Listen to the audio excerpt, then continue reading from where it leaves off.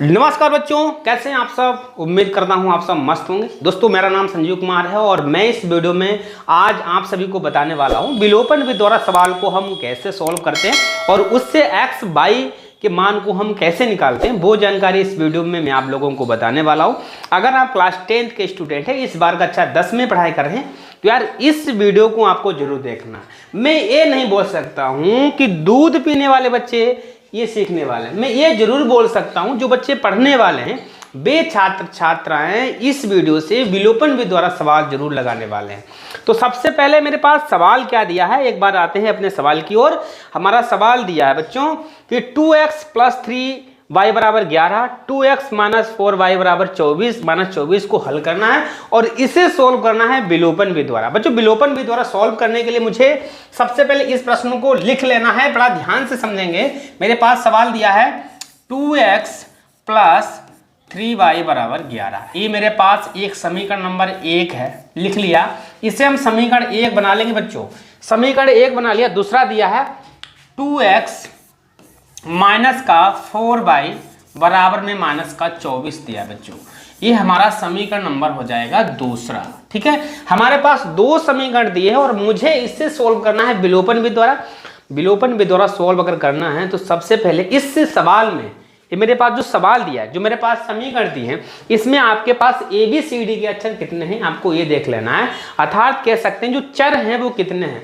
कहेंगे चर हमारा एक तो x है, दूसरा हमारा y दिया है। इसमें चर 2 है, समीकरण 1 में भी चर 2 हैं, अर्थात समीकरण 1 में भी ABCD के अक्षर 2 हैं और समीकरण 2 में भी ABCD के अक्षर 2 हैं। तो हमें क्या करना है, किसी एक ABCD अक्षर के गुणांक बराबर कर लेने हैं बच्चों।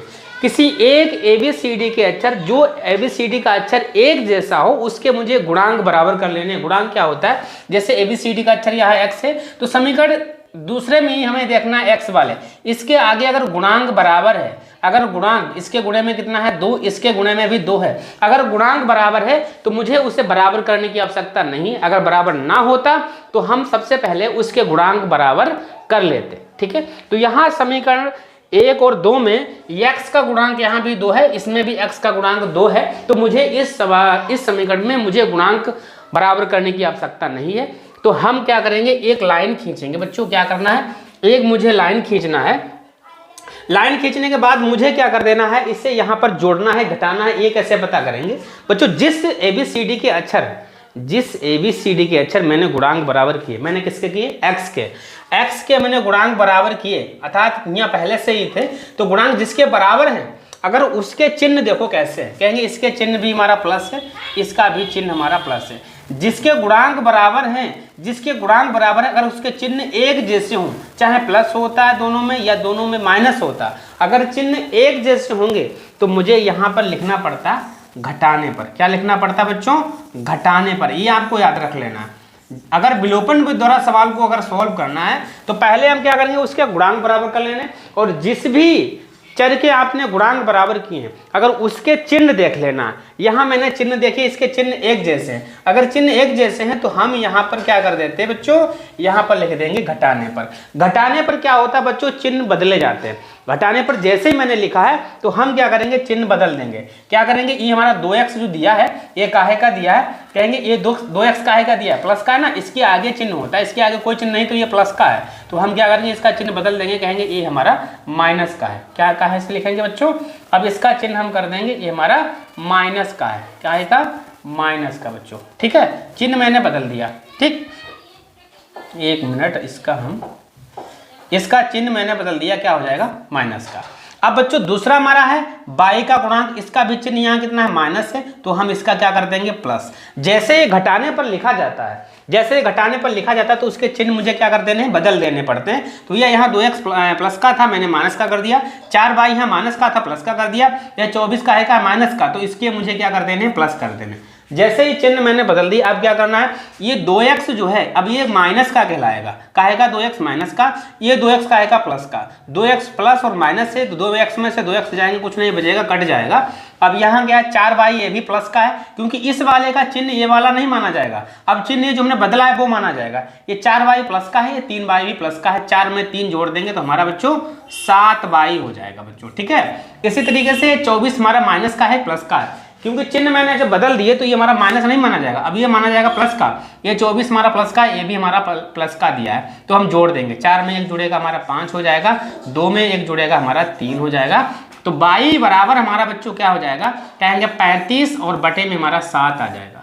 7 से डिवाइड हो जाएगा, 7 पचे 35। तो बाई का मान बच्चों हमारा कितना आ गया, 5 आ गया। कितना आ गया बच्चों, बाई का मान हमारा 5 आ गया। अब क्या करते हैं, इस मान बाई के मान को चाहे समीकरण 1 में रख दो और चाहे समीकरण 2 में रख देंगे, जिससे मेरा x का मान आसानी से निकल के आ जाएगा। हम ये बच्चों क्या करेंगे, इसके मान को हम क्या करते हैं, चाहे समीकरण 1 में रख देंगे और चाहे समीकरण 2 में रख देंगे। हम यहाँ लिखेंगे, कहेंगे भाई इसे हम समीकरण 1 में रख सकते हैं, चाहे समीकरण 2 में लिख देंगे। लिखेंगे x का मान, लिखेंगे बाई का मान, सॉरी बाई का मान, बाई का मान समीकरण 1 में रख दो बच्चों। काहे में रखना है, समीकरण 1 में रखने पर, समीकरण 1 में रखने पर। समीकरण 1 पहले उतार लेंगे। समीकरण 1 मेरे पास कौन सा है, 2x प्लस 3y बराबर 11 था, तो मैंने यहाँ लिख लिया 2x प्लस 3y बराबर 11। मैंने समीकरण 1 उतार लिया बच्चों, मैंने समीकरण 1 उतार लिया। अब मान को कैसे पुट करते हैं, कैसे मान को भरा जाता है बच्चों, y के जगह पर मुझे 5 रखना है, तो यहाँ पर 2x है वो तो हम सेम ऐसे ही लिखेंगे, प्लस लगाएंगे, 3 है 3 ऐसे ही लिखेंगे, क्योंकि मुझे जहाँ y दिया है उसके जगह पर 5 रखना है।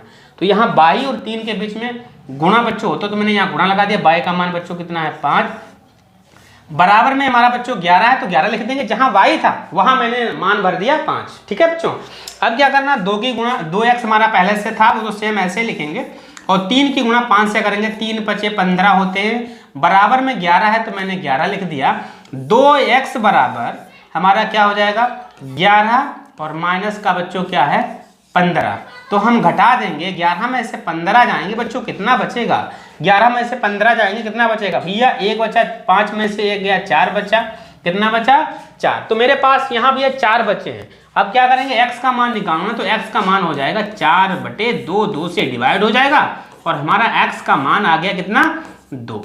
तो मुझे विलोपन विधि द्वारा सवाल मैंने सॉल्व कर लिया। विलोपन विधि में क्या करना पड़ता है, किसी एक ABCD का अक्षर होता है उसको गायब करना, और गायब जब ही होगा जब उसके गुणांक बराबर करने हैं। जैसे यहाँ समीकरण था, इसके गुणांक हमने बराबर करने होते, लेकिन यहाँ पहले से ही बराबर थे, तो मुझे क्या कर दिया, उसको मैंने गायब कर दिया, और जिससे मेरा x और y का मान निकल के आ गया। उम्मीद करता हूँ वीडियो आपको पसंद ही आएगा। अगर वीडियो पसंद आता है तो वीडियो को लाइक करें, शेयर करें, और अपने दोस्तों के साथ ये वीडियो जरूर शेयर करें। ठीक है बच्चों, धन्यवाद।